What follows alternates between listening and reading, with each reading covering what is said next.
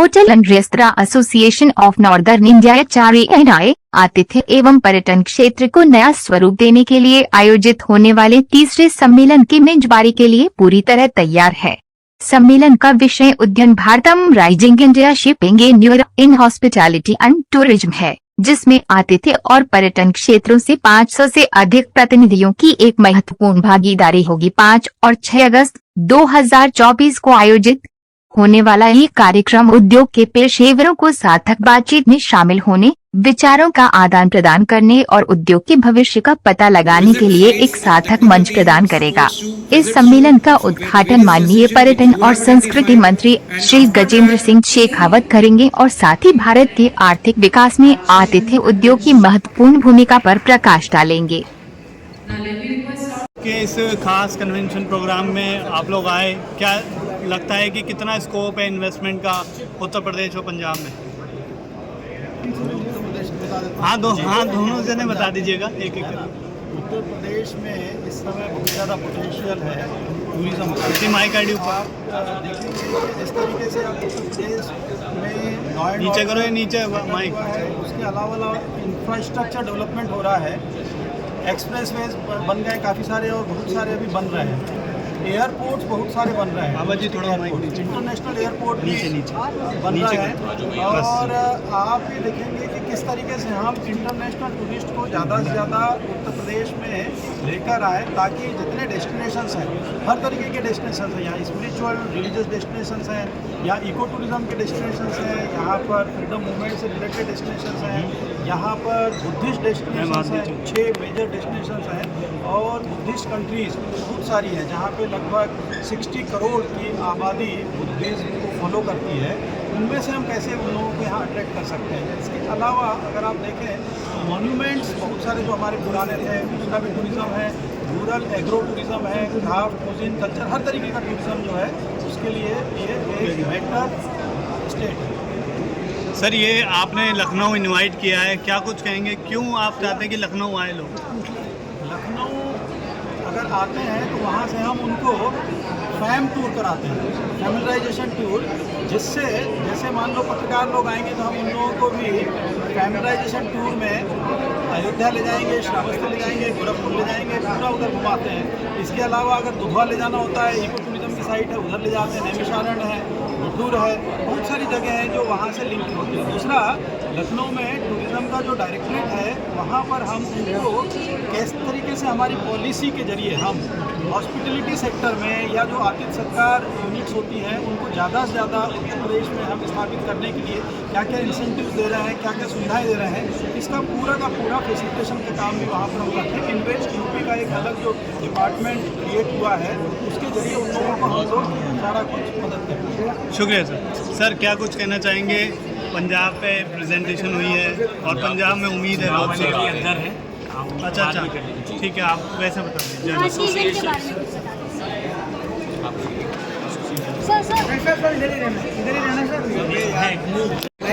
Corporate Executive for Radisson Hotel Group. Today we are here at Greater Noida. Very, very important business sessions organized by Harani Hotel Investor Association of North India. And this is the third convention. Radisson Hotel Group has been attached to Harani and has been supporting these events and India. But we recently continued one for the West in Srinagar. Now we are doing it here, and the next one is in Goa. So these are very important from a hospitality point of view. This body supports and encourages hotels and take their views and challenges to the ministry, and is very supportive, and it's very important that everybody participates in Harani conventions and look forward to achieving those celebrations. We are here together with the one group to discuss the future of Indian cuisine, which is very important. And I always believe you look at our future is in our past. So the past culinary heritage that India has for so many years is we want to create by the new forward-thinking chefs to next level and ensure that we are evolving to become one of the prime or top global cuisine in the coming years. Sir, आजकल के जो investment की बात हो रही है तो hospitality industry कैसे इसमें अपनी जगह बना रही है पंजाब और उत्तर प्रदेश?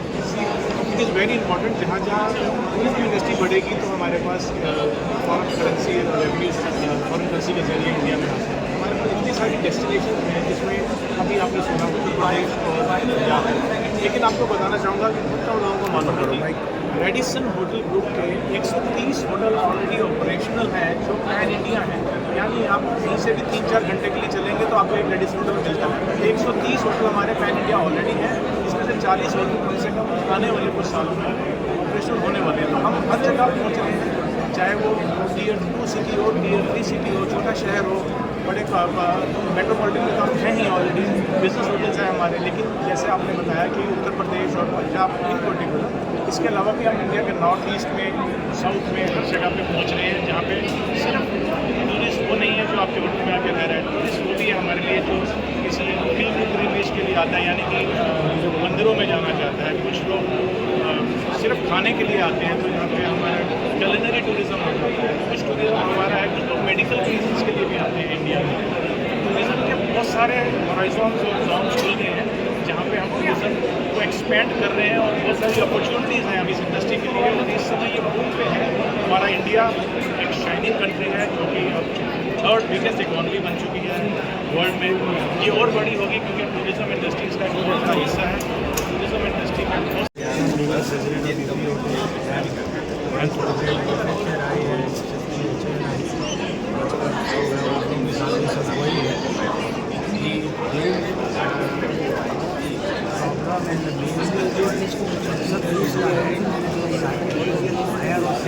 यहाँ पर लाने का मतलब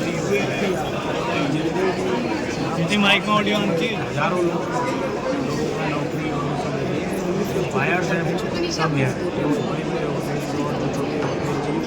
जिनके हिसाब से एक उनको मोबाइल साथ में लाने का मैक्सिमम लोगों को एम्प्लॉयमेंट फ़ायदा मिल सके। सर इतना बड़ा इवेंट हो देना चाहेंगे जी, आपसे व्यूअर्स को क्या मैसेज देना चाहेंगे जो आपको भी देख रहे हैं इस समय? व्यूवर्स के लिए क्या मैसेज? सर क्या मैसेज देना चाहेंगे आप सभी इस समय आपको देख रहे हैं? देखिए ऐसा कोई सेक्टर नहीं है, ऐसा कोई वो नहीं है जिसका जो है एम्प्लॉई सेक्टर में आधा ना हो।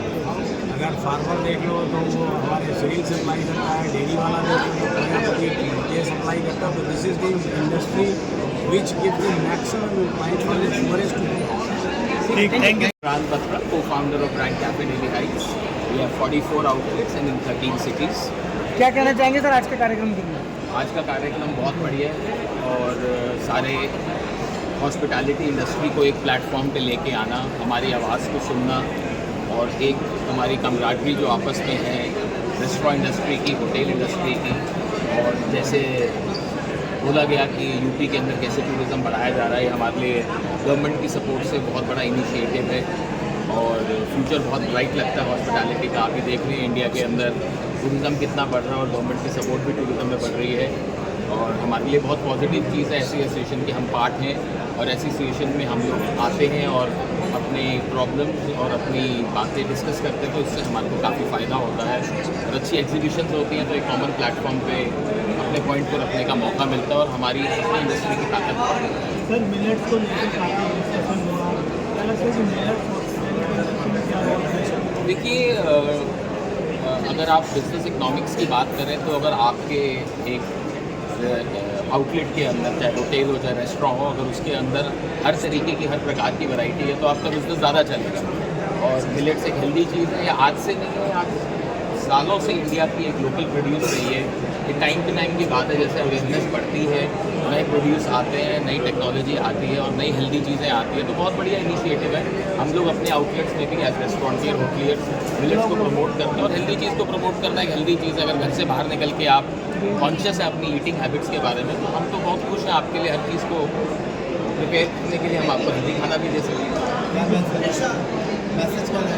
मैसेज रहेगा बाहर निकलिए घर से, रेस्टोरेंट्स में खाना खाइए, टूरिज़्म बढ़ाइए, इकोनॉमी बढ़ाइए, हमारा धंधा बढ़ाइए। मैम मोबाइल दीजिए। उसका ये 3rd एडिशन है कन्वेंशन का। आज कन्वेंशन बेटा थोड़ा माइक नीचे में इंटरनेशनल हॉस्पिटैलिटी मार्च के साथ में यहाँ पे करीब 50,000 लोग आएंगे 4 दिनों में। उसके साथ ही हमने अपनी 2 दिन की कन्वेंशन रखी है और यहाँ हमारे ऑनरेबल श्याम जी आए हुए हैं यूपी से, secretary tourism culture, even Kumbh Mela ये देख रहे हैं। तो यूपी टूरिज़्म की जो पॉलिसी बनी है वो एसोसिएशन ने मिलकर यूपी के साथ बनाई है।